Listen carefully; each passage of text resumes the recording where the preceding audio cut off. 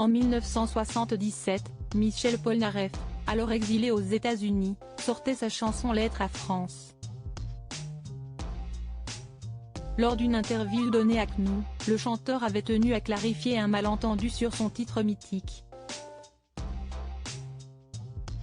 Ce samedi 23 décembre, le prix de la Star Academy s'annonce particulièrement chargé pour les élèves, qui multiplieront une nouvelle fois les performances exceptionnelles. Cette semaine a été marquée par le retour des anciens professeurs de l'émission, Armand Altaï, Kamel Wally, Christophe Pina et Oscar Sisto, qui ont donné le ton aux académiciens.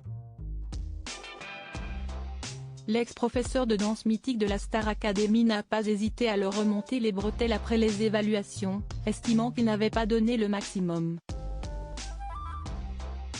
Oscar Sisto n'y est, lui aussi, pas allé de main morte, en reprenant notamment Candice, pas assez impliquée à son goût. Comme toutes les semaines, les deux répétitrices Marlène Schaff et Lucie Bernardoni sont venues annoncer aux élèves les prestations du prochain prime.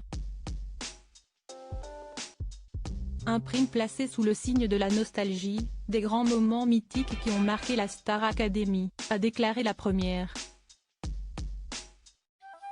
Ce que les apprentis chanteurs ne savent pas, si est que d'anciens académiciens viendront sur le prime pour les surprendre. Les élèves reprendront des titres emblématiques de l'émission, notamment Lettre à France, la chanson iconique de Michel Polnareff, chantée lors de la finale de la deuxième saison de la Star Academy, par Nolwenn et Ossine. L'histoire derrière Lettre à France. Derrière cette chanson, se cache une histoire très particulière.